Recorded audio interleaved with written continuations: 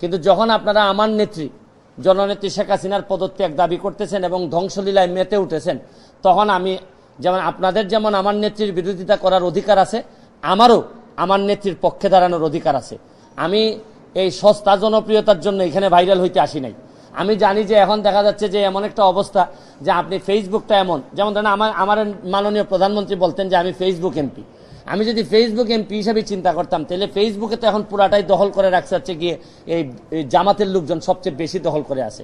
তা আমি এখন সরকারের বিরুদ্ধে একটা কথা বললে আমার তো বলার ক্ষমতা আছে, আমি তো স্বতন্ত্র এমপি, আমি যা ইচ্ছা সরকারের বিরুদ্ধে বলতে পারবো। তা আমি তো একেবারে এখন তো আমি মানবতাবাদী, শুধু মানবতাবাদী না, দেখতেন আমি যদি আজকে খালি সরকারের বিরুদ্ধে বলি, কালকে থেকেই সবাই বলবে যে সুমনকে আমরা প্রাইম মিনিস্টার দেখতে চাই, প্রধানমন্ত্রী দেখতে চাই। তা আমি তো ওই প্রধানমন্ত্রী হওয়ার লোভে আসি না এখানে। আমার রাইট রং বোঝার ক্ষমতা হয়েছে, আমি পড়াশোনা করে ব্যারিস্টার হয়েছি। আপনারা বলতে পারেন যে আমার পড়াশোনা খুবই খারাপ, মান খুবই খারাপ, কিন্তু এইটা আমি আপনাদেরকে জিজ্ঞেস করতে চাই, প্রধানমন্ত্রীরা আপনারা এই রিজাইন করাবেন, সরকার পতন করাবেন, পতন করাই আপনাদের আন্দোলন তো এখন পুরাটাই হচ্ছে গিয়ে জামাত শিবির আর বিএনপির দখলে চলে গেছে। তাহলে আপনারা জামাতকে আবার ক্ষমতায় আনবেন, তারেক জিয়ারে আবার ক্ষমতায় নিয়ে আসবেন যিনি দ্বন্দ্বপ্রাপ্ত। তাহলে আপনারা যদি এইগুলো আনেন, তাহলে আজকে আপনারা এক দফা চাচ্ছেন। এক দফায় কি মনে করলাম যে আপনাদের এক দফায় আমি মেনে নিলাম, মাননীয় প্রধানমন্ত্রীকে বললাম যে আপনি কি করেন, পদত্যাগ করেন, ছাত্ররা মারা যাচ্ছে এই নেশিনে, আমরা বললাম তারে, স্বতন্ত্র এমপি হিসাবে আমি তারে বললাম।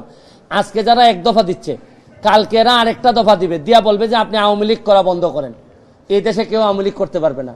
2 দিন পরে বলবে যে এই দেশে মুক্তিযুদ্ধের চেতনা থাকবে না।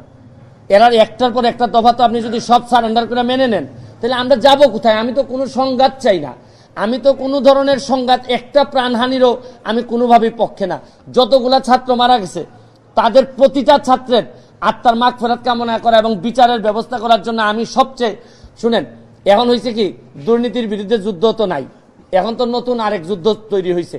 দুর্নীতির বিরুদ্ধে যুদ্ধ শেষ, দুর্নীতিবাজ যাতে যে যার মতো করে সেফ আছে, অনেক দুর্নীতিবাজ হয়তো দেশ ছেড়ে দিবে, এদের তো কোনো ঝামেলা নাই।